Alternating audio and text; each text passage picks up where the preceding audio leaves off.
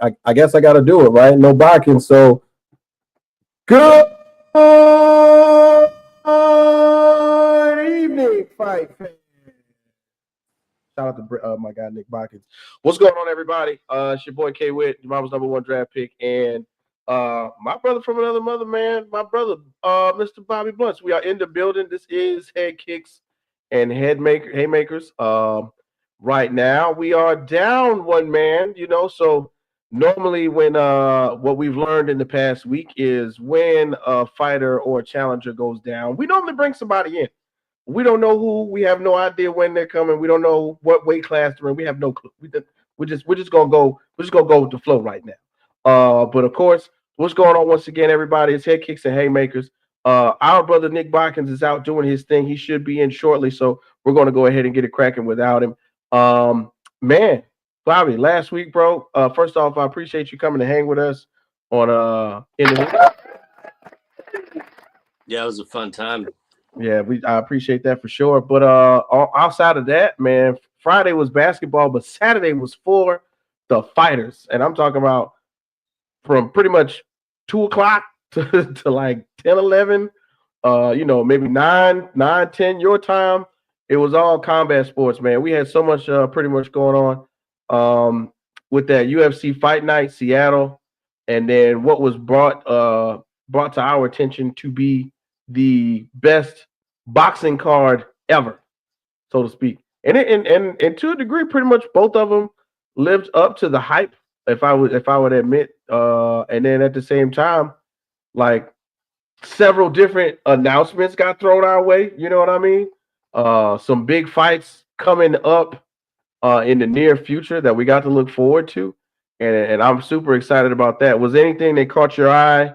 Because before we get into the fight cards themselves, was there anything that caught your eye in the distant future that was like, yeah, this is the one we've been waiting on or something?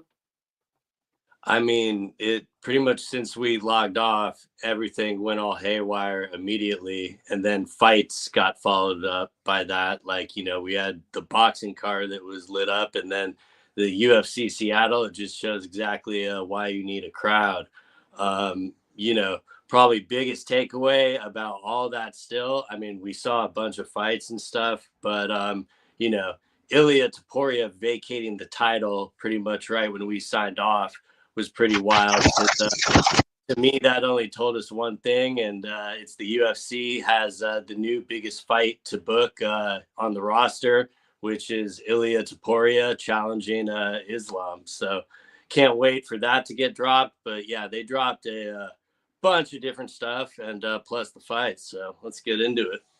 Most definitely, man. And of course, we saw for ourselves the reactions to like real time, the reactions to some of the fights that were getting made, and we were just going like, hey, there's no way this is what's going on. There's no way this is and you're right. Like, to be honest with you, before we get deep into the cards, I think Topuria vacating the title to move up was the big, like, of course there are going to be more, but this was the biggest announcement that we've heard thus far in 2025. For them to even, or for Ilya to be entertaining, moving up, stopping his title defense reign, which at the time, 3-4 fights in, seemed like he was an unstoppable force. You know what I mean? And the defenses don't even match up to what we thought they would be, all three of them, but to say, okay, forget it, I won't even do another one. Let's just go ahead and step up to the next biggest thing. I think that was a big deal. And it's crazy because the style in which they did it, it's so much other stuff going on, but Uncle Dana likes a show. So for him to kind of jump in on, boxing card night, UFC Seattle night, and just go, yeah, wait till I'm finished with this, and then I'm gonna drop something else on y'all. I think that was pretty dope, man. It's another fight being made. It involves, man. Check this out, right? Oh, guess what, everybody? Make sure you like, share, and subscribe. We got somebody in the green room right now. We're gonna go ahead and bring them in. I think they're gonna talk about one of these upcoming fights. Who we got? Oh my God! It's the American Dream, Mr. Michael Chandler. Mr. Chandler, you in the building. What's going on? Welcome to Headkicks Haymakers. Thank you for having me. Happy to walk on to Headkicks and Haymakers tonight. The greatest showman in the UFC, here to promote my upcoming fight with Patrick Pimblett in Miami, April 12th. What, bro? That was, listen, when we heard the news, I think we were shocked because this is one of those that we thought, we kind of predicted that this is right up your alley to put you where you want to be. I know, you're one of those fighters where every time you get into the ring, it's exciting. It's box office. What do you see going on with you and Patty in April, man? Thank you for the high praise, and I tend to agree. I think with respect to my fellow fighters on this card, I think this is the most exciting matchup that you're going to see in Miami that night. I see it going one of two ways. An early knockout for me, or a knockdown, drag out war that Patrick simply has never been in before. I think I have more dog in me. I think I have a more powerful why, which is really what drives, this is a physical sport, but it's really a mental, emotional, spiritual sport. And I beat him 10 days out of 10 in that regard. Most definitely, man. Most definitely. And I listen, bro. As you started talking about the whys, I'm thinking about my whys right now for just doing this show, and I'm getting pumped up right now. Bobby, you got anything you want to throw to the soon to be contender right here, man, Mr. Chandler? I mean, it was definitely a fight I was happy that got made. As someone, and with all due respect, when I asked this, as someone that has, had like multiple fouls in the octagon, what did you think of how the main event ended in Seattle on Saturday there? Great question. I don't know what you're talking about, first off, as far as my perceived fouls. When you're in the octagon, stuff happens. Okay, we're competitors. And I'm not, that's all I have to say about that. But the fight we had just seen, uh, Song wasn't, doing that intentionally. And I think it's really on Cejudo in that respect to continue on. I mean, we've seen championships won with literally one eye, right? And no one knew about it at the time. We've seen exciting fights. I forget the gentleman's name, the Pirate in the Middle East, right? And everyone goes into it knowing, okay, he has one eye. And Cejudo never said he couldn't see out of both eyes. He said, I can't see, and when pressed out of one eye. So I don't think Song did anything wrong there. It certainly wasn't intentional. Things happen in there. I don't think he went in there thinking I'm going to win this by eye poke. And yeah. And again, I'm not a dirty fighter. Absolutely not. Absolutely not, bro. You're definitely not a dirty fighter. We know when Michael Chandler is involved, integrity is at its highest, especially when we see you on a card like this. So April 12th, Patty Pimblett, someone that it looks like you guys have had a couple of interactions through social media. Are you now into a social media beef as it is, or is this just a part of the sport as well? This is talking the talk before you get into the ring. I think we're keeping it friendly. There's no real animosity there. But as the fight grows closer, that flip gets switched, and ultimately, at the end of the day, he signed on that dotted line because he thinks he can beat me. He wants what I have, and if you look at his resume, I'm going to be his biggest test by far. I think before that, it was my teammate down at Killcliff, Jared Gordon, who I think many people think beat him. And I've been working with him very closely on how to recreate some aspects of that performance. My style is quite different than Jared's, but there's going to be a lot of questions answered, I think, quickly about Mr. Patrick Pimblett on April 12th. That's for sure, man. And I just want to say this really quickly, and this is a part of a question to a degree. So in your last fight against Charles Oliveira, it looked like, to several viewers that, oh man, this isn't the fight the way that the fight would go in Chandler's favor. But I want to give you 100% credit for pulling through, for making it exciting, closer to the into championship rounds. Like when something like that is happening to you in the ring, where does your mind go to say, oh, you know what? Screw it. All bets are off. I'm dumping him on his head 3 times. What, twice? I recall 3. And, like I said, things happen in there. It's all a blur. But I'm an entertainer, first and foremost. And of course, I want to win. And that was the most emotionally trying defeat of my entire career. That night, after the fight, I got in my SUV with my wife, and I cried for many hours. And I'm not afraid to say that because it really meant so much. The culmination of our first fight, I was right there looking at a title shot, and yeah, when we're in those championship rounds and he's on my back, I'm thinking, what can I do to demonstrate that I truly have the upper hand here? And I could have been the first fighter to get a KO off of slamming someone while having a back take.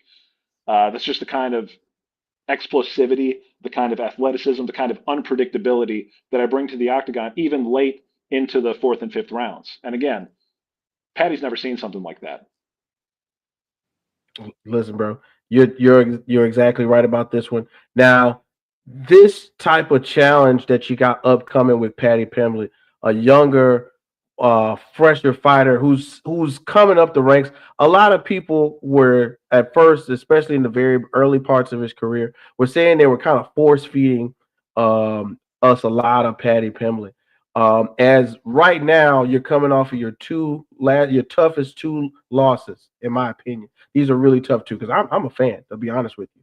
Are you prepared to be that what's a good word? What do we call Neil Magny? What do we call Neil Magny, Bob? A gatekeeper? Yes. Are you ready to be that gatekeeper in that division that shuts the doors on young men's careers to say, hey, this isn't it. You're not ready yet. There's levels to this. Are you prepared to do that to Patty Pimblett, April 12th? And I have a lot of respect for Magny. I appreciate the question. I'll refer back to something my old rival Dustin Poirier told me. This is my house. And when Patty gets in there with me, I'm going to show him this is my house. He's new to the UFC. You're right.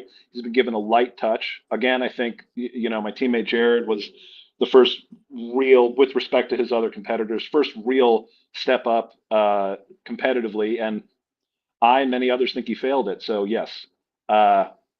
It's not where I want to be. I think with a good win, there's a lot of interesting things coming this summer. The lightweight division is in flux, and who knows? There's only good things in my future, and in the immediate, it is going to be great to get the horrible taste of my last loss out and on to bigger things. Listen, bro, and I completely agree with you. We here at Headkicks and Haymakers are some of your biggest fans and supporters. Each and every time you get into the octagon, we're definitely expecting fireworks from you. Bobby, man, you got anything else you want to throw at Mr. Chandler while we got him, while we hold him in? Oh, hey, who's that? Is that the man, the myth, the legend? Hold on, Mr. Chandler. We're not going to let you go quite yet. I think one of our brothers No problem at all. is getting into the green room.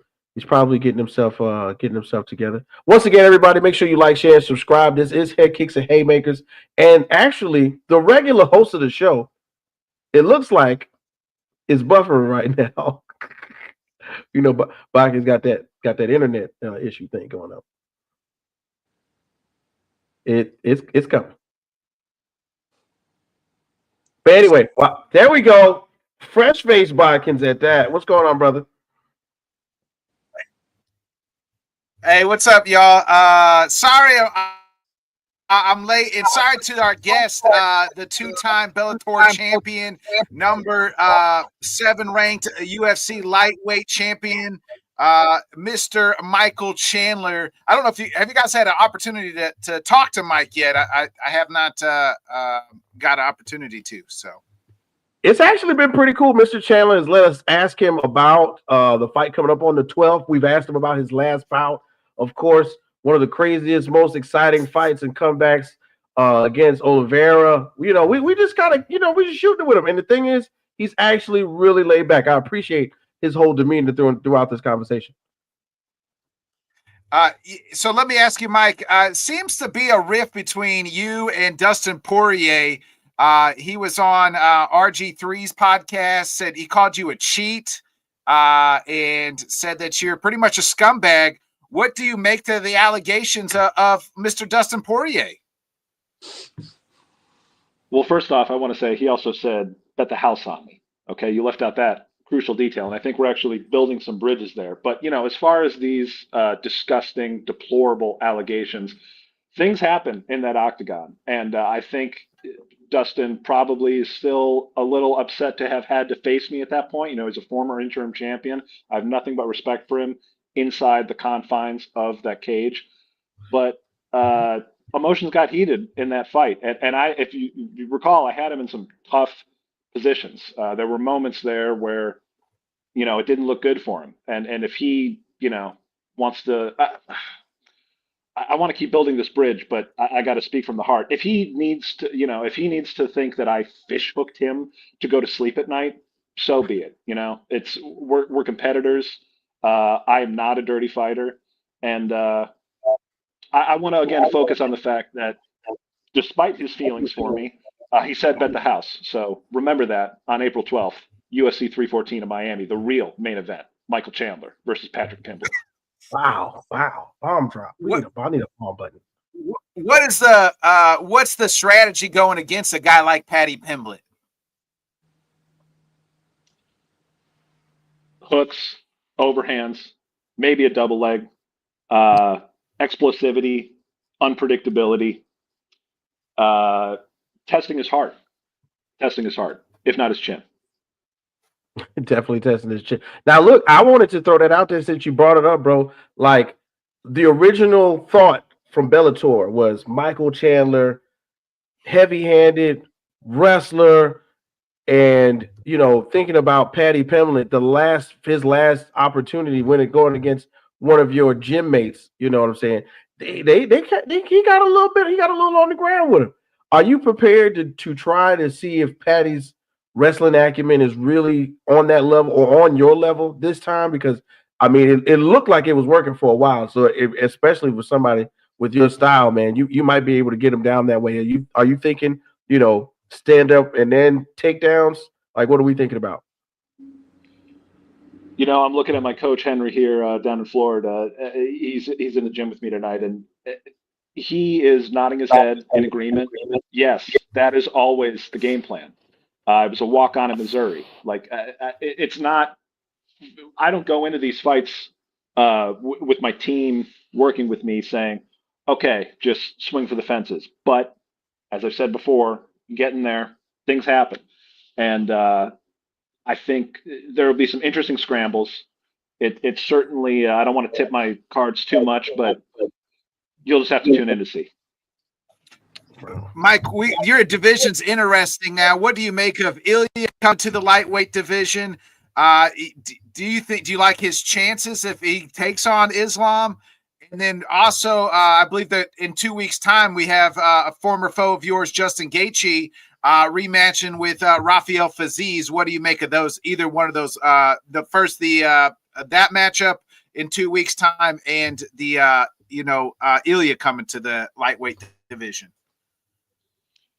Yeah, first, it's interesting, right, to see Ilya move up and actually vacate the title. Respect him for that. I think he's going to realize how big some of these lightweights are, myself included. Even, to get to your second question, but former foe Justin Gaethje, yeah, I was mixed feelings about the rescheduling against Fiziev, because it just, as a fan of the sport, it would have been so exciting to see him face off with Dan Hooker, and at the same time, who wouldn't love to see the rematch against Fiziev? And I say Dan Hooker, when he is healed up, he's a big guy. There's a lot of lightweights, and some of the only trouble we've seen Ilya really have in the octagon was his one lightweight fight.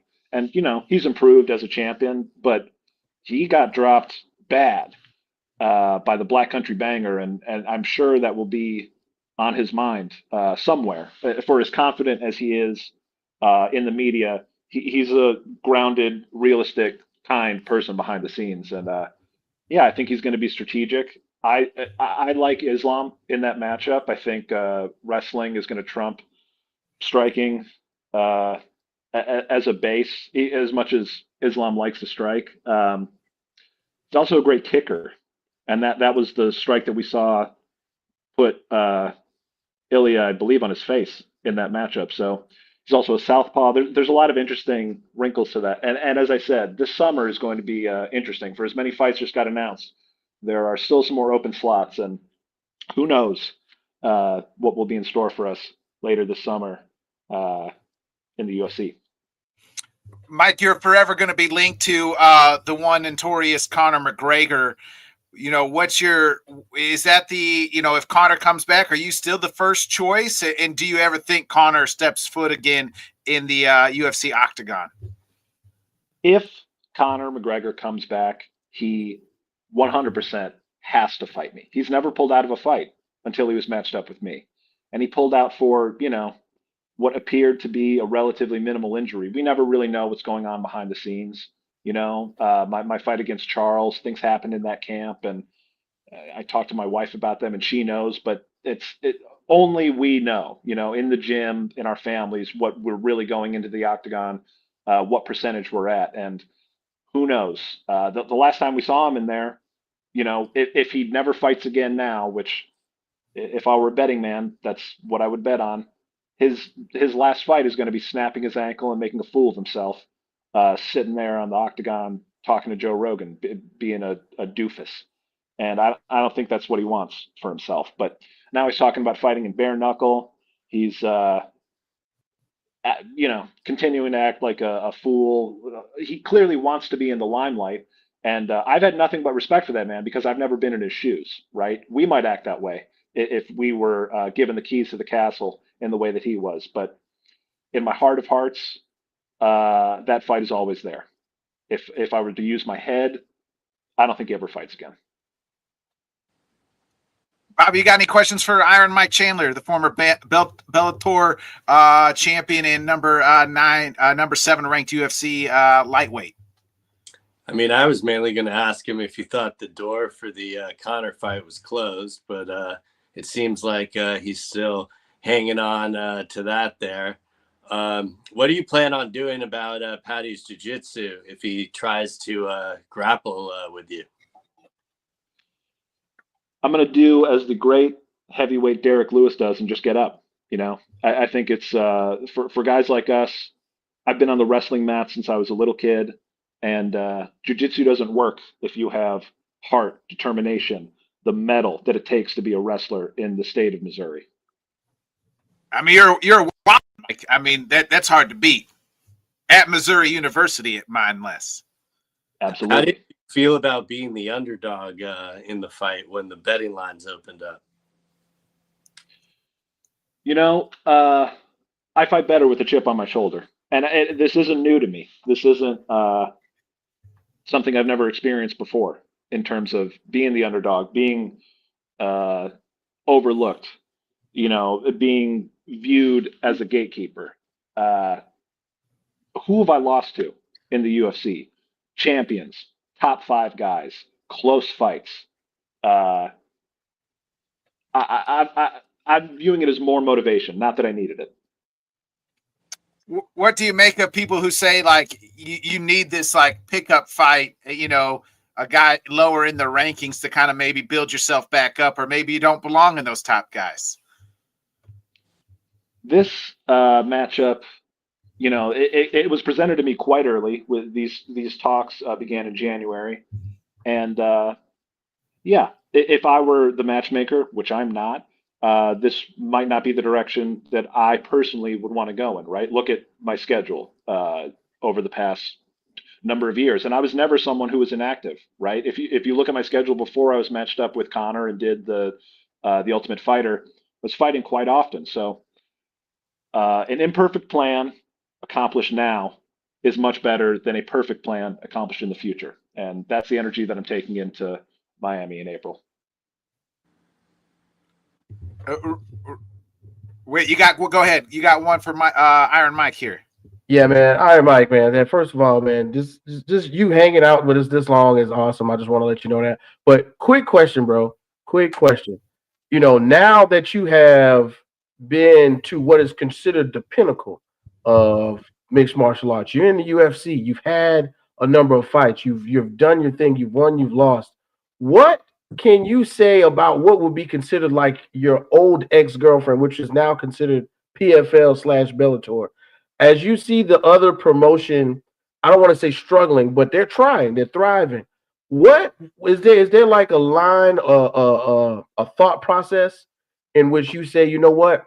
I know I've known several times. I've seen a lot of interviews. You got a lot of outside enterprises, places you put your money. Could you see yourself going to take what you've learned here in the UFC and saying, "Hey, let me try to apply this to what the guys in the PFL and Bellator need"? Because we hear all kind of reports about fighters being angry about inactivity. We see the production value of PFL main event, main cards, and things of that nature. Like, do you think that one day when Michael Chandler puts the gloves down, you can go back and save the old promotion?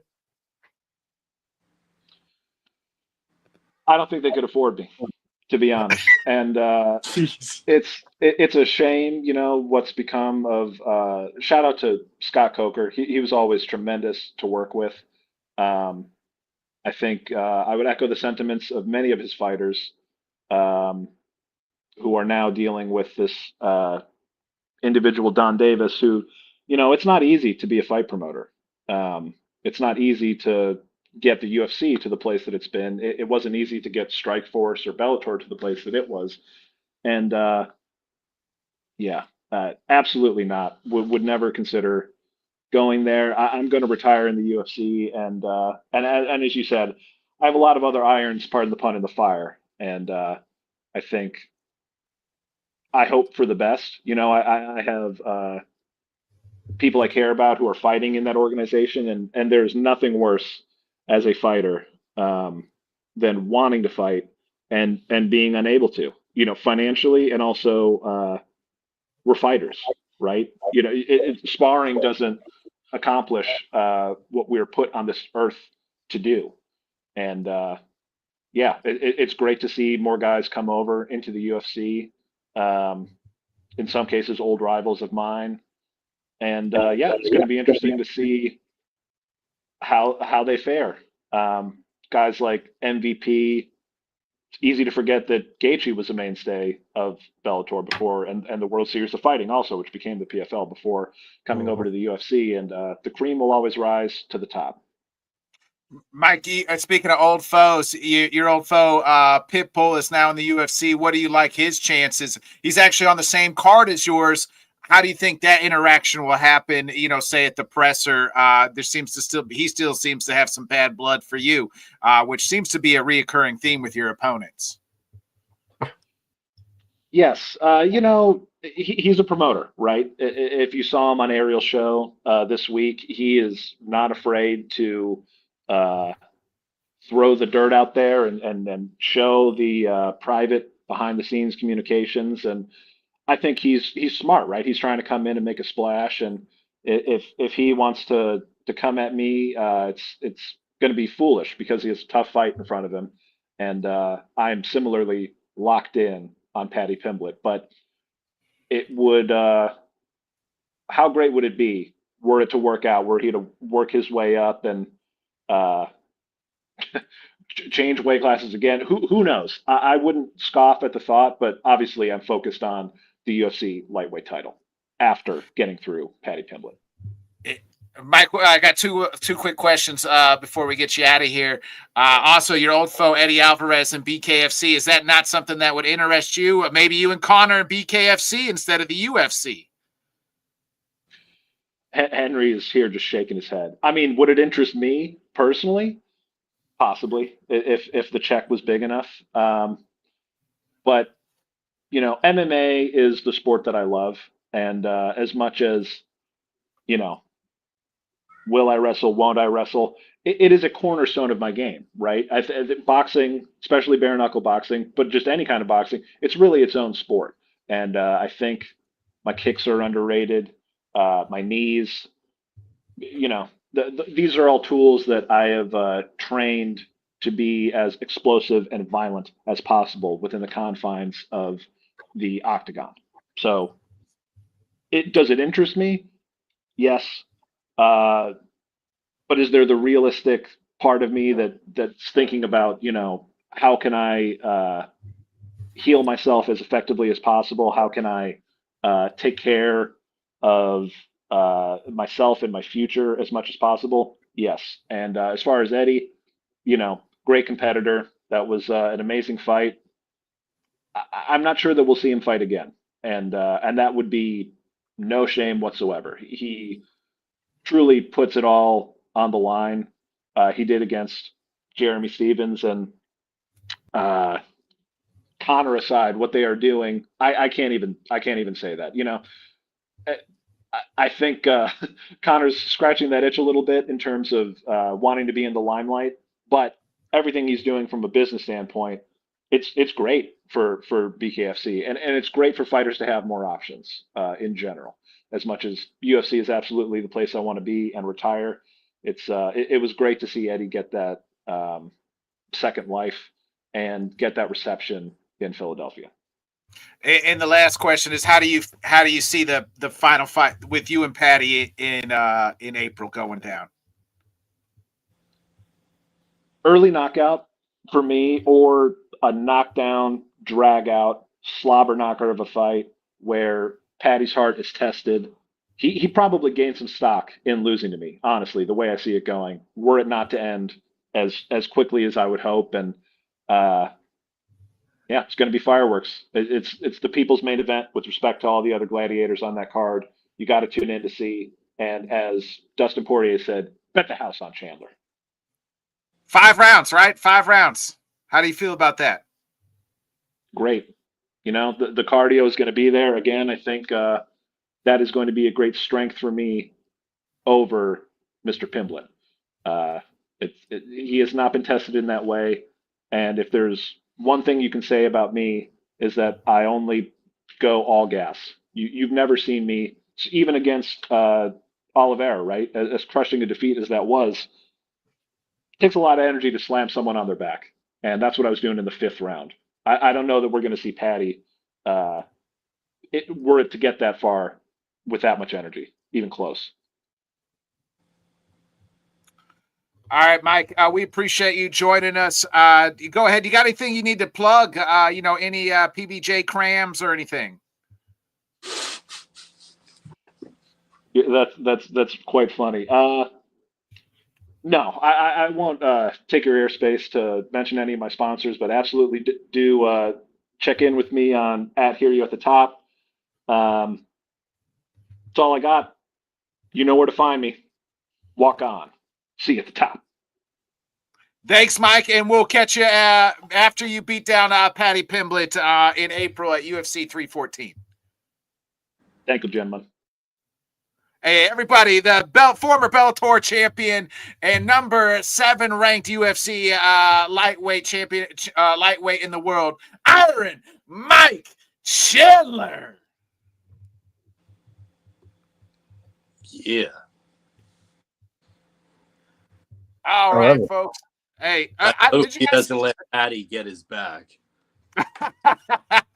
I missed obviously the first 15, 20 minutes of the show. Did you guys cover all the UFC news? No, we kind of glossed over it. We didn't really cover it. All right. I mentioned Ilya vacating mainly. Yeah, so if you've been sleeping under a rock the last week or so, man, we were waiting as we got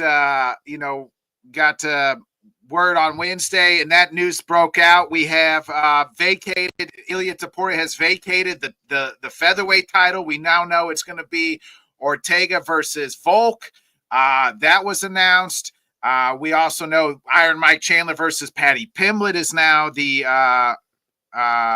co-main and to the Miami on that card. What else? I feel like we've just been boom, boom, boom here with the news. We know it's now I forget. What else did we miss here? So they pulled JDM from the London card, and swapped. Thanks, yeah.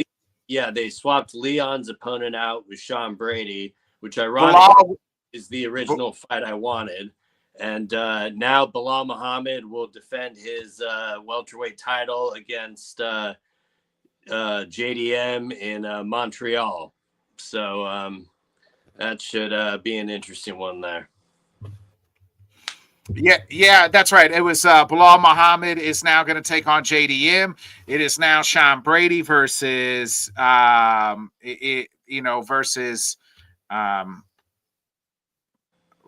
why is his name fucking blanking? Leon versus Leon. We got that news, and then yesterday there was more news broken out.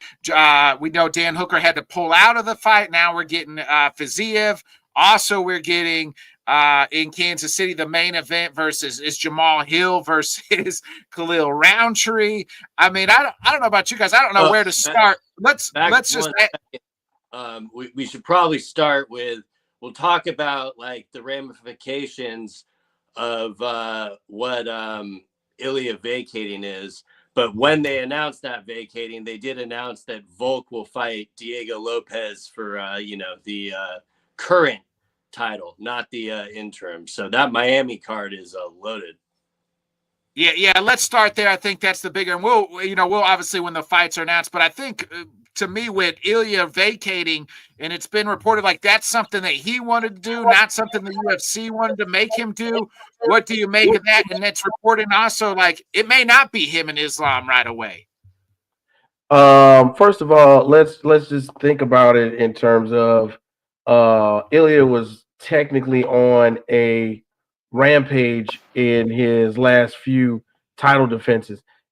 To think that right now he was already possibly headed towards what would be considered, a top tier champion ever. You know what I'm saying? They would just because of the performances.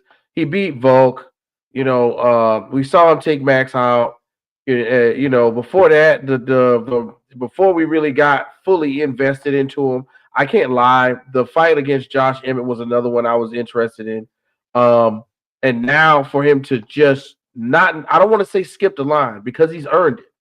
So to jump to another division full of murderers to a degree, in a sense where you don't know how deep the water is until you jump in. It says 12 feet. I know what 12 is. Do you know what 12 is? I was by 6, 7, and 8 all day. I've been swimming, but when you get in that Olympic-sized pool and you jump off the high dive and you really get down to that 12 after you jump in, it's a little different.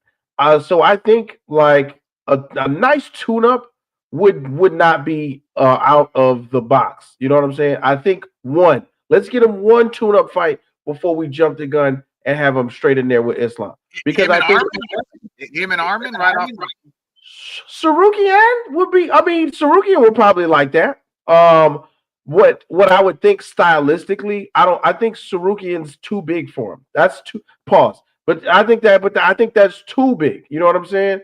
If you want to do it, you got to give him somebody who's like inside of the top guy. Wait, like this guy's a former champion. That's what I'm saying. Inside of that top 10, maybe you let him do Hooker or something. I don't know. Hooker comes back eventually. By that time, maybe we'll do that.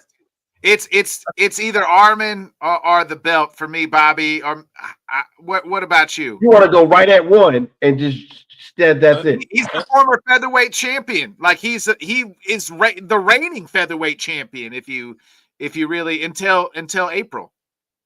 I want to see him. I want to see him beat some. I'm saying I understand your logic to go straight at number 1 or number 2. If he was the champion, you would say it's champion versus champion, right? But if like he had cleaned out, I don't really like the fact that he's moving up, but he says he can't make the weight. He can't make the weight. He's willing not to hold up the division, so I kind of like that either. But Bobby, what about you? I think I'd do him and Islam or him and Armin right away. When are we going to realize that we are not on this man's timeline and he does not give a fuck what we think and he is going to do what he is going to do, whether it's vacate, go up. To take Witt's Olympic pool analogy, he's going straight to the high dive. There is no other opponent. This is by far the biggest fight the UFC could make, and they got to do it. Make it for International Fight Week. Now, I will say, Ilya is crazy enough to where I could see him vacating and taking a fight very easily. But I think the UFC is a big enough fan of Ilya that they're going to want to put him in that spot next. And, with everything else that they've already made in the last week, I put it at a very low chance that this fight does not get made by at least the end of the year. But I'm pretty confident that it'll be International Fight Week. And, he has connections with Armin, so I don't really see that fight happening. I don't need to see him fight Oliveira. I personally do not care at all that he vacated because, spoiler alert, I think Volk deserved the rematch, but I did not want to see that again for Volk. So Ilya did us all a favor. He dropped the title and is not holding anything. So, give this man his flowers. Instant title shot. Let's go. I'm with you, and I'm going to say this. If it's really because, and we're all older now, you know what I'm saying? If it's really because at his age, cutting the weight is damages your kidneys. We hear all kinds of these stories about fighters cutting the weight. If that's the case, I'm with it because I got a chance to see some of the replays from some of the last year's UFC when he was not fighting. I'll let the shirt, don't get me wrong, the shirts he's wearing are small. He's a fashionable guy. He wears really nice clothes. But I was like, yeah, maybe he is that big. So who knows, bro? He's so you want to lightweight before, if you remember, his initial debut. Right, lightweight. He missed weight at featherweight, and they fought at lightweight. I think against Jai Herbert. Mm-hmm. I think he is as heavy as Islam. He's around 190 or something. You see, reports are 180 or so. Yeah. Yeah, which it looks like I said in the two things, they show him on the side. He's got the shiny polyester joint on. He looks 195-ish. He looks right around there. So I his walking around rate could be right there, and then losing 2 pounds just to make weight. I think he could do it. So, but I'm excited either way, man. Let's put it like that. Me personally, Arman Sarukian, Islam Makhachev, either one, I'm down for. And it opens up an entire division aside from that too. We are this is literally the definition of having your cake and eating it too. I don't know I think it opens up the featherweight division, but I think it causes a lot of problems at the lightweight division because you have Charles there, you have Armin there, and now you have Ilya there. So do you do Ilya, Islam, Charles, and Armin too? Yeah. On the same card. You got Max Holloway that's right there. We know Gaethje's right there. He's fighting in a week's time. So I'm okay with that. I was excited to see Dan Hooker before they took him out. The last Dan Hooker fight was a stand up, I think everybody wanted to give him a round of applause type of fight. Yeah. That's a bummer we lost the Hooker fight. Definitely. And I get the log jam at 55, but part of the problem with the log jam is it's a lot of old guys, and this is something fresh and new. Now, they promised Charles something. That might be a different story, but it would not shock me if they just book him and Armin for a 5-round rematch. But, the UFC has a bunch of options, but I think in the end, when they look at it, and the one thing we're not talking about, this is the best thing for Islam too, in my opinion. Islam needed a big money fight like this, and he has it. So I think both sides will kind of agree with that. And I know all the, talk about having him do a contender first, but if we saw a guy come in from Ryzen and fight for the 125-pound title, you don't think the guy that KO'd Volkanovski and Max Holloway for the first time is not fighting immediately for the belt? I just don't see it. Yeah, I agree with that part. I think he probably fights for the belt. Just makes a logjam, and who knows? Islam's talked about also moving up to 170, but he's not going to fight Bilal. So maybe I don't like the matchup. Maybe we JDM start a parade. All the champs move up one. That's Hey, a free Ruby for Bilal. Yeah. I I think maybe it's know you hate it too. did you say a free Rupal? Did you You're say like, a free and like Rupal? I'm just as bummed that Shavkat didn't get made. Like when that announcement hit, I was like, the Ilya thing didn't hit me right away because I was pretty pissed off that we were getting robbed of Bilal and Shavkat, and I was gonna have to wait for that. But I will maintain my patience and a nice little pit stop and Ruby for Bilal in Montreal. Yeah, I that's a bad matchup for JDM. I feel like we saw what Gilbert did to him, you know, and we'll make picks and we'll break it down. I just don't like the matchup right off the bat. You know, Shavkat's still injured, so it would have been nice to see Shavkat, but nonetheless, we'll have to wait on that at least. You know, later down the road. I want to get into this past Saturday and really just kind of look at the main event. It was going well. I mean, this card was the prelims 7 for 7 on finishes, and then you get to the main event, and it just the whole eye poke situation. Song eye pokes him Henry a couple times. Now, I will say this: watching it live Saturday, I don't want to say I did. I literally didn't think. I thought Henry was playing games.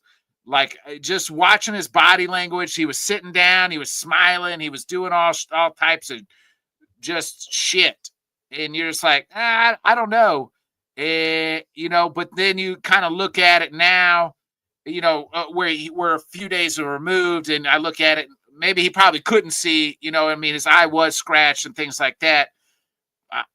I thought Herzog handled it perfectly. They probably should have took a point away in hindsight from Song.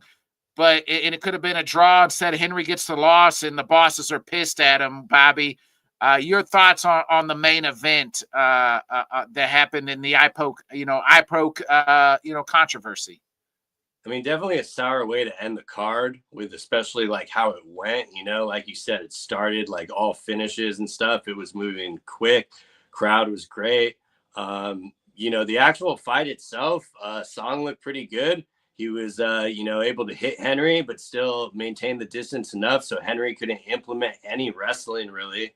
Henry kind of seemed to throw the wrestling out the window a little bit and just started moving forward and hitting him with the jab. And towards the end of that third round, Cejudo was hitting him with that jab. And he, you know, he was doing a little bit of damage. And then the eye poke came in. And yeah, that was just a knuckle straight in the eye. And, you know, the way the commission handled it was a little bit bizarre. Like he asked for the towel and they brought him a bar napkin.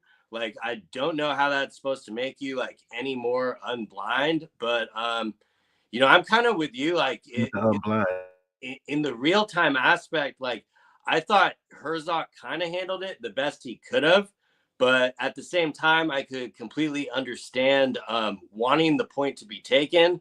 I personally didn't think that Song kicked Henry in the nuts. That wasn't even a nut. That was to the leg. Like on the replay, it clearly showed to the leg. So I would have had a problem with that part. Like if they would have said that was like, you can clearly see on the leg on the replay, that was to the leg. My whole thing with it, and I know like the commissions are the ones that hired the refs and stuff, but the biggest problem with this is this incident could happen. Like, let's just say this incident happens 5 times. I assure you it would be 5 different outcomes every single time. And that's like the bigger problem with it. I mean, let's not even like mention the fact that maybe if they were wearing the new gloves, you know, the poke would not have been as bad because they covered the knuckle a little bit more. I know the gloves, the fingers are still exposed and pokes are still possible, but I don't think it would have been as bad of a poke. But at the same time, Henry definitely had that momentum, like going in when he got poked. So it was just nasty. It's kind of, not to blame his corner, but if they had a better understanding of the rules, they should have never let him continue in that third round. Because, you know, that was the whole bizarre part to me was why I picked up on immediately, Henry was knocking that jab down, and then when the fight resumed, he didn't throw it once. It was just all defensive. So he definitely seemed like he could not see, as he said. So I kind of thought it was a good fight. I think if any other person does that, Dana White is saying, let's run it back. He has still not gotten over Henry retiring during the pandemic off the first event, and he's salty. So, someone's going to pay the price, and unfortunately, it's Henry. But I don't like it, but it's unfortunately where the sport kind of goes when you have these inconsistencies because of the officiating. What do you make of it, Henry? I can't fucking see Cejudo Saturday. Bro, man. First off, man, I was one of those people. I was excited for the fight. I was ready to see it. Henry Cejudo making his, much long-awaited return to, the octagon, and in a fashion in which we were, predicting, hey, look, if he beats Song Yadong, that's pretty good. He's gonna move up. Nah, man. First off, it was a kick to the leg. It was a kick to the leg. And even in reverberation, you might have still felt it in your sack a little bit. I understand that, but I think what we were witnessing was Henry Cejudo's knowledge and his gamesmanship as a veteran. You see what I'm saying? Like, he knew that it wasn't a direct kick to the cup, like in other instances, but I'm going to take all 5 of these minutes. Because right now, Song Yadong is pretty warm. He's tagging me up. I'm gonna calm his ass down. I'm gonna sit down for a minute. Let me take all of the time. You know what I'm saying? Then I poke number 1 happens. It's in my eye. You know what I'm saying? I poke number 2. I give him 100% credit because he went, just like you said, Bobby. He went out there, and it was to me. Obviously, like, it looked visually deficient. Like, it looked like he could not tell which side. To me, he should have never started. After the 5 minutes, he should have said, "I can't go." Yeah, like, there's a no contest, and it's over.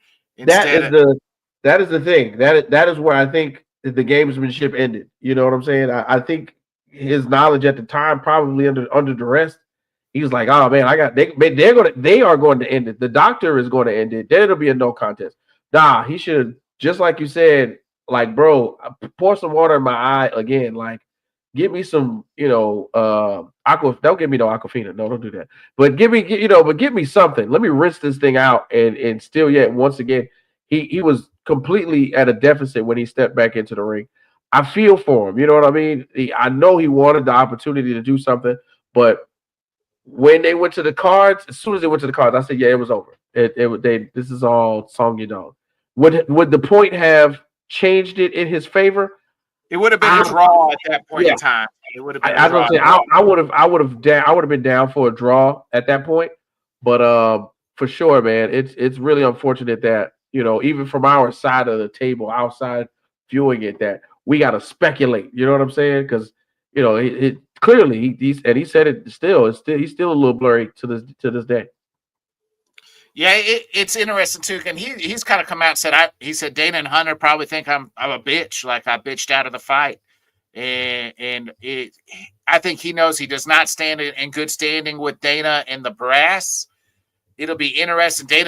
Bobby kind of alluded to and said, like, hey, they have no interest in running this back, while Song and Henry do have interest in running this back. Like, they both have kind of said, "Hey, we'll run this back." Song kind of called out O'Malley. It doesn't seem like that's going to happen, Bobby. I think it's going to be O'Malley and Merab, which is kind of crazy because Merab's had a defense and O'Malley hasn't fought since the title loss, which is a little wild to me. It looks like it might be some of the same thing if they do it immediately. But what do you guys? Who is next for Song? If it's not it doesn't seem like it's going to be a rematch for Henry on that one. Yeah, I mean, I don't know. That's tough. But at the same time, like, I do think Song was I mean, granted, Henry was getting the jab going. So he if the fight continued, maybe he could have won. But I had Song up 3 rounds in that. So, Same. you know, if they're going with someone new, like I don't know what a lot of people are kind of booked. You know, like maybe Peter Yan might be a good like option for him. They fought not too long. That was Song's last fight, wasn't it? They lost. He lost to Yan. Mm-hmm. Yeah, I mean, he kind of had, and that might be right. He wants to run it back, is because he kind of like already sees the long gym in the division. You know, Sandhagen is booked with Figgy. I would have probably said, you know, one of the two of them. Cheeto just got announced for Batista. So, like, I mean, ironically, the UFC's like probably best move is to run it back just because like where the division is, but they'll probably go like one right up or something. And, you know, I guess the only like benefit is Song got his like win and show money, but, you know, I can see the Song argument. versus Umar? That's it, right? Like if it's not going to be.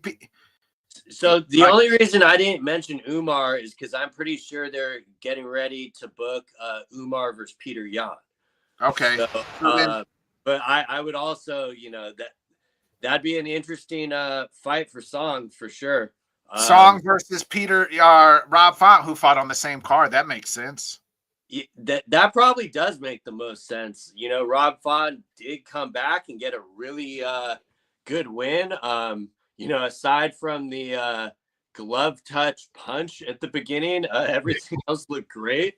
So yeah, I mean, I would say either do Font or run back to Cejudo. So yeah, like literally, I'm looking at the rankings, right? Like the bantamweight rankings. So I think it's gonna be it looks like they're gonna run back O'Malley and Merab. Yan and Umar. We just said, like you said, Corey and 4 and 5's matched up together. Song 6 after the win. Yeah. Cheeto's got a fight. Cheeto's booked. Rob, so it just makes sense. Like Rob's 8 and Henry's 9. So let Song pick whoever he wants, whether it's going to be Rob or the rematch on Henry. Yeah, let's see if he gets a fight late third quarter. And it's go after all of these fights take place in the next 2 months.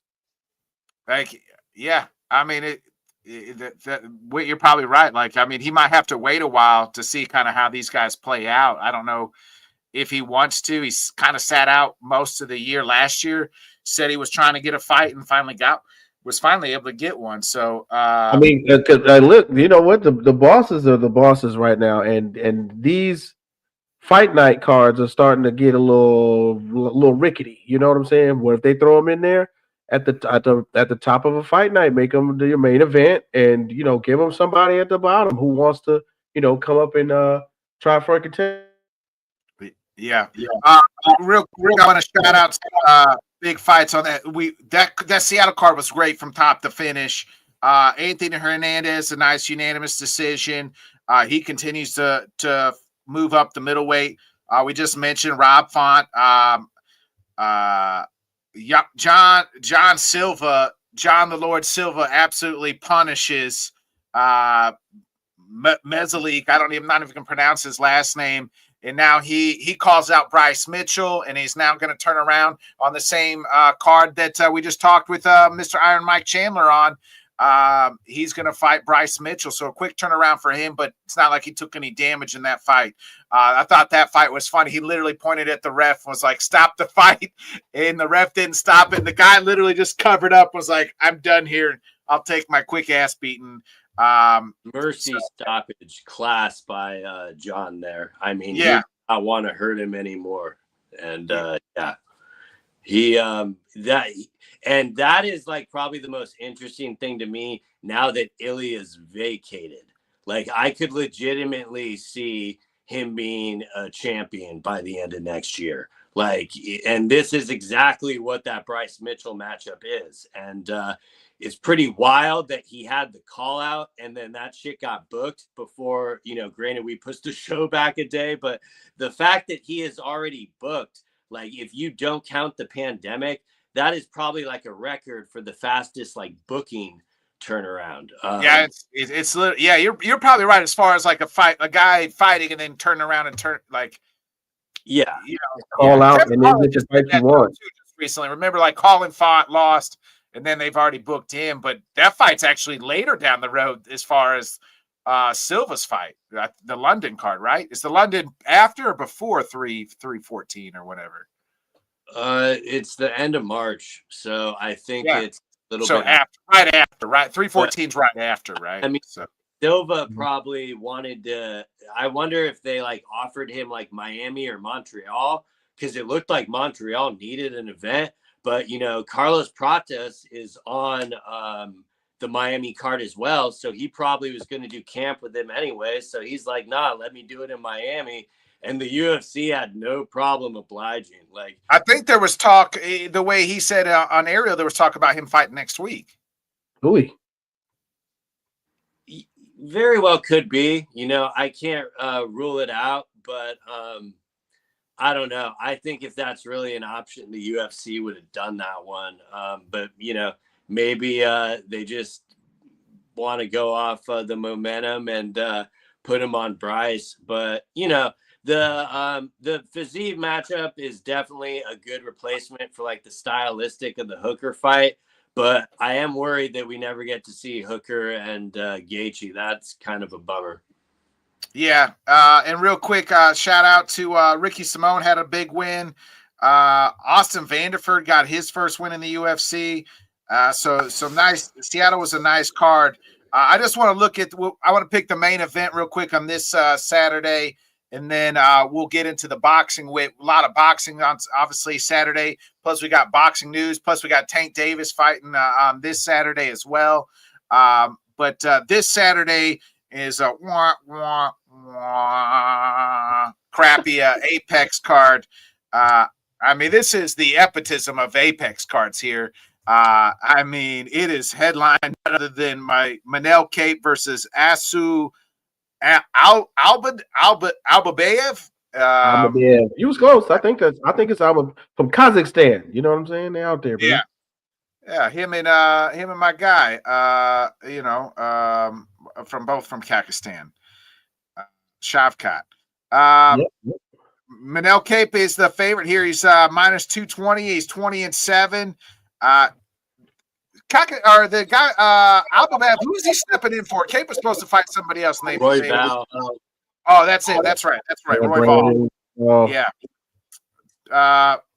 Kape is coming. He's won 3 out of his last 4. The only loss is that awesome Muhammad Makayev fight. Asu is 21-2. He is the dog on the card, and he is on a good. He hasn't lost in the UFC. In fact, he had 2 back-to-back losses, and after that, he hasn't lost since. So he's 22-2. He is the dog at plus 180. So. What's your thoughts here on this top main event, flyweight event at the glorious Apex? Yeah, first of all, I just looked it up. So Asu Almabayev, right? His nickname is Zulfikar, right? Zulfikar. Put it in Google, say Google, what does that mean? And Zulfikar is an Arabic name that translates into the spine splitter or the severer of the spine. Now, I don't know about you, but I don't know if I want to just go out there and just go up against this unknown spine splitter. But he's not unknown, man. Real life, Almabayev is out here in the streets right now, ranked at I think is at 8, if I'm not mistaken, at flyweight. So he's got some weight behind him. If I'm looking at these last couple of fights, so of course he's beaten Johnson. I think I watched the Vergara fight. I did not watch the Johnson fight. And the Kalu, that was definitely a decision, unanimous decision, last year. So he's got some motion going into this fight. This being his first fight in 2025. Coming off what is 3-fight win streak. I'm interested to see what he does right now. Manel Kape ain't no joke. We did get a chance to witness him go off not only in the preliminaries but in the ring. This is actually one of those where I might have to tune in to see this one, because now, especially on short notice, we've had a lot of short notices, especially since last week. This young man may actually do a bit of an upset, even though he's the dog on the card.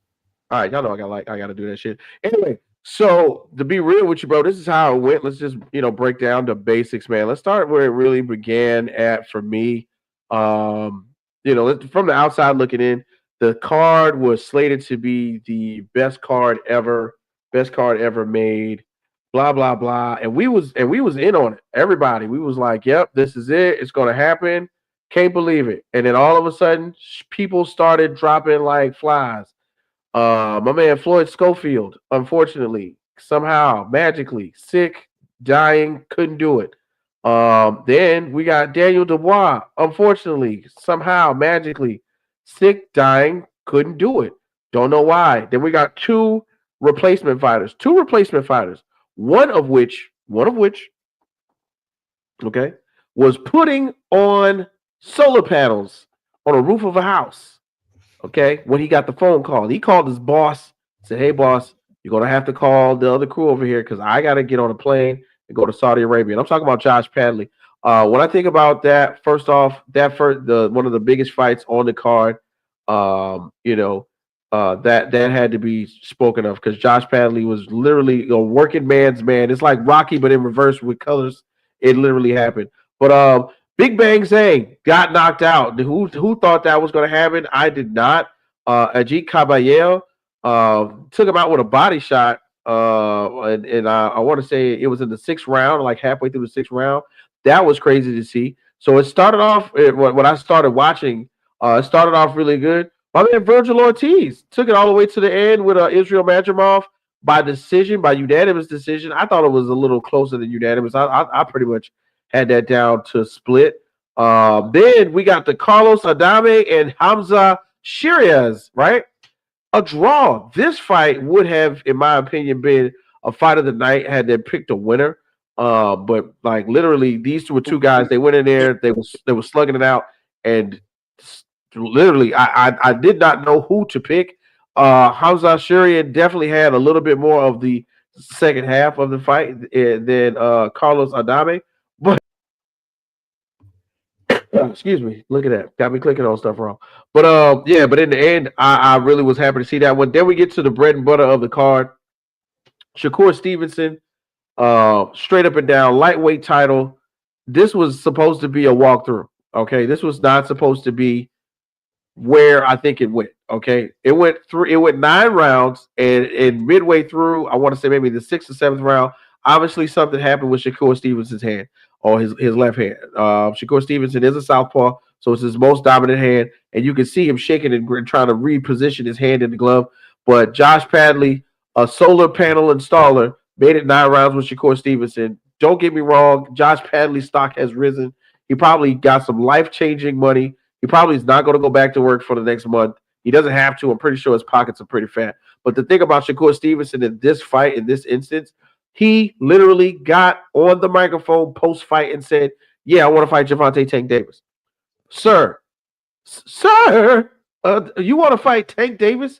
I'm not mad at that, okay? You got to know where your bread is being buttered. And the idea is, while you are in the presence of Turkey Al Sheikhs and the people at Riyadh Season who are knowledgeable about boxing and they are aware that Tank is fighting Lamont Roach, let's make sure that they know that that's what you want to do. Cool. But at the same time, the light heavyweight champions include other people besides Tank, but he knows that's where the money is at. That's the only fight to make monetarily that will help improve his stock, where he's not such a quote-unquote boring fighter, where he's not just a defensive fighter. He's not Floyd, but also he's not Tank.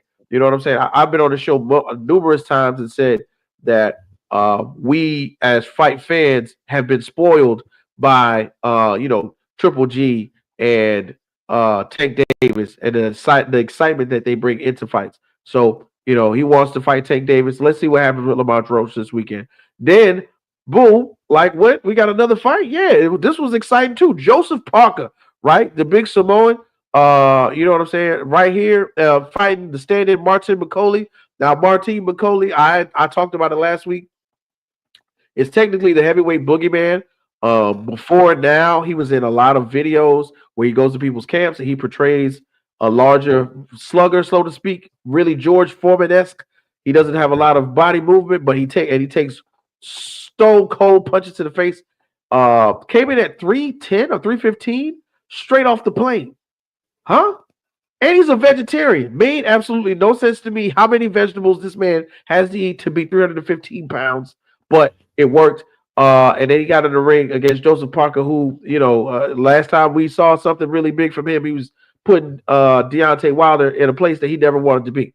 But Joseph Parker ends the fight on a punch that doesn't even land flushly against Martin McCauley. It pretty much grazed the back top of his temple, and I think that's one of those sensitive places where you're guaranteed to get whiplash or a concussion. So boom, that fight ends. Then we get to the main event, the end all be all. Oh my God, it's Better Beef and Dimitri Bivol. Here we go. This is what's going to happen. It's going to be a slugger. It's going to be a slobber knocker. It's going to be a standout brawl, and once again, that's what we got. Dimitri Bivol wins by majority decision. I think it was the right call.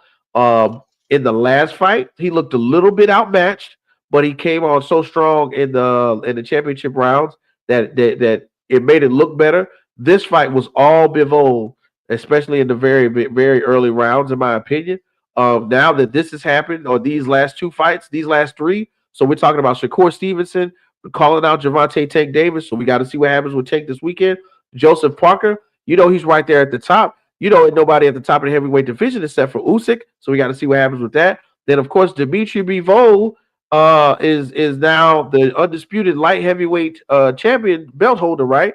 So we've got to see if they ever get a chance to put it with Benavidez, who just won against Joseph Morale. So these three things all have been leading up to this precipice at this moment, and the rest of the year is going to be we're just waiting on Canelo to fight Bud. I really don't care about that. I'm not saying that there aren't other important boxing matches, but these three set us up for at least two more pay-per-views that won't happen until the fourth quarter. I promise you that.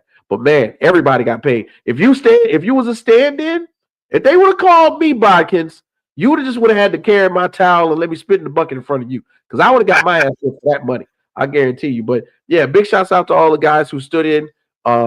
Josh Padley. I bet you he never pays for a beer in his English pub ever again.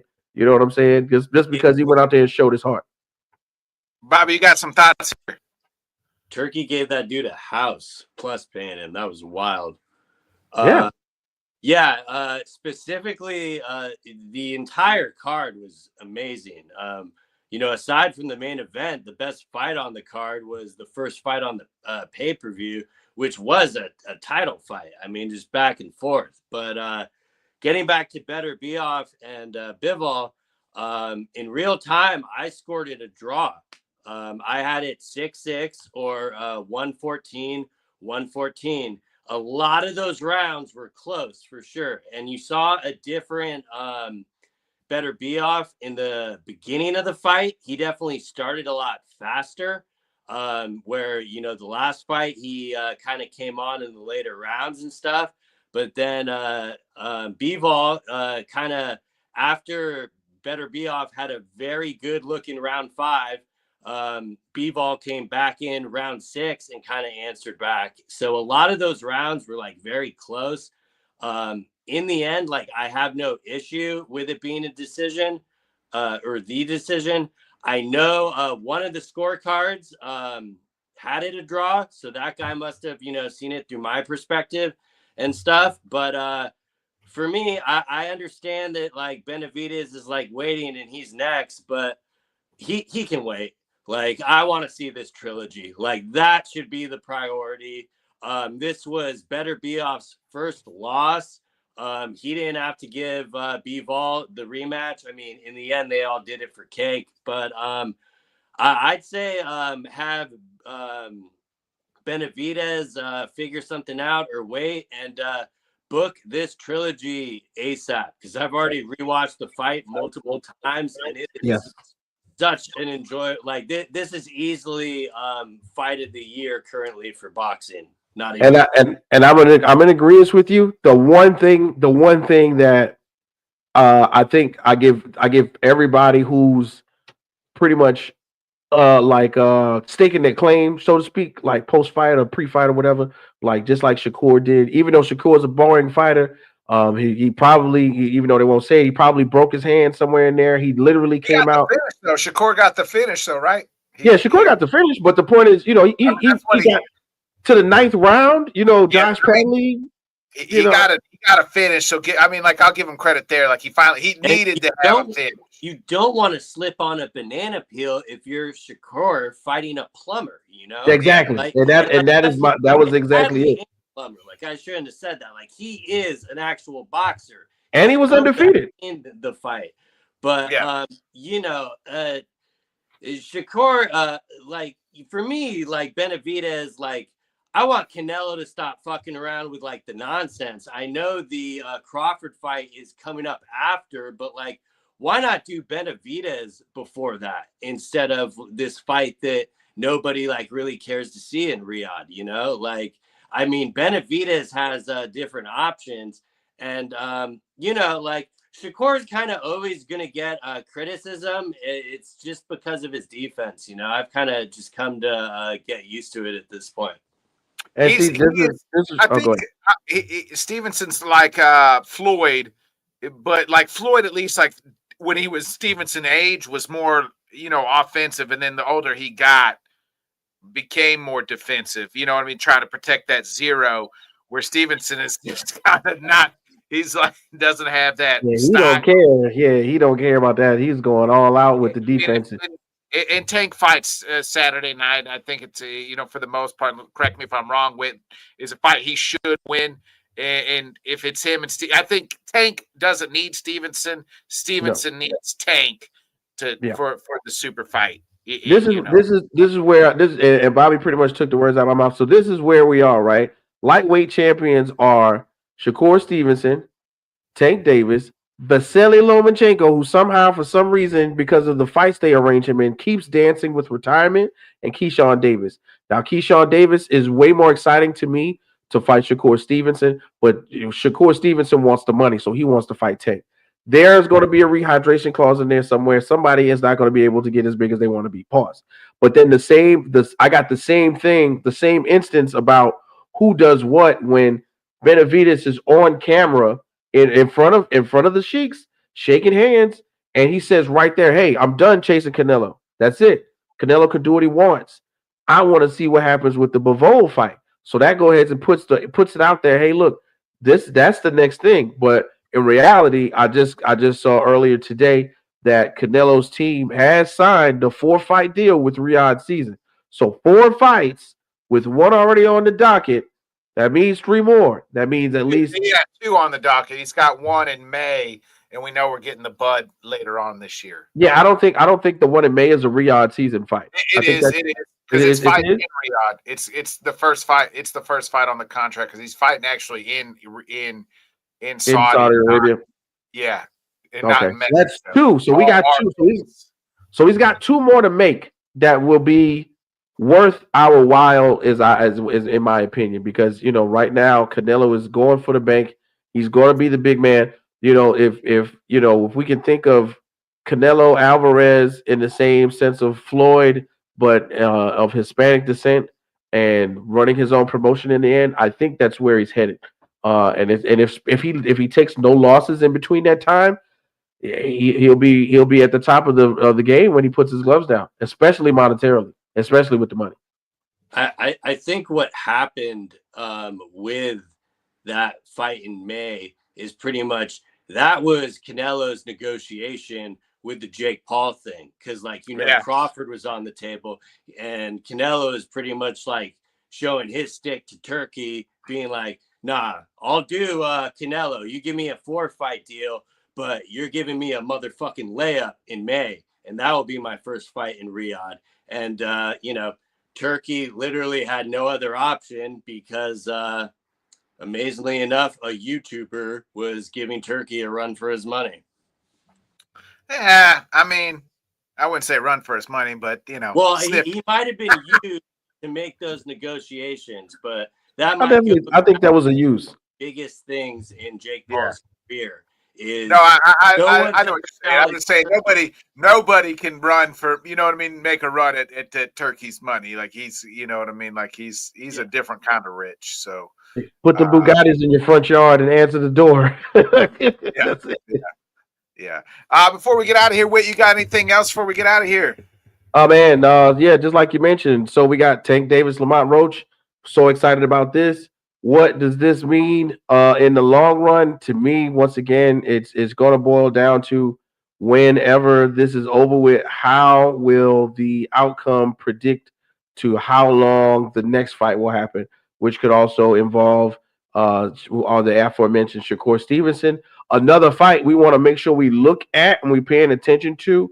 Not too far down the card, we got interim WBA World Super welterweight title with Jonas Tellez and Julian Williams. I think that's going to be a good one. Low key, Jonas Tellez is I think like 9-0. Julian Williams got like 40 fights. And I swear to God, if it's not 40, it's a lot of them. And then right above that, another one, we got the WBA World Super Lightweight title, Jose Venezuela, and then Gary Atunye Russell. Shout out to them. I think that's going to be another one. Mr. Russell, 17-1, and Jose is 14-2. Let's see who gets what as we get closer to fight night coming up this weekend, March 1st. Let's go. Bobby, any final thoughts before we get out of here? Not really. Just make Ilya and Islam. None of this contender bullshit. Get that one booked. International Fight Week, please. And co-main to John and Tom. I'm down with it. Nah, co-main will be Duplessis and Hamzat Chimaev. And that's the one caveat that I think Ilya and Islam could get moved to New York. And possibly they do Drekis versus Chimaev to headline, because I just don't envision them stacking Islam and Chimaev on the same card. But at the same time, it's got that international fight week feel, especially if Islam is fighting Ilya. So it's going to be Islam, Ilya, co-main to John and Tom. Somebody, but look, if they don't do it in New York, they got to do it somewhere cool like that Clippers Stadium. Like that was a fly venue. Yeah. Let's just hope it's not Gone versus Aspinall.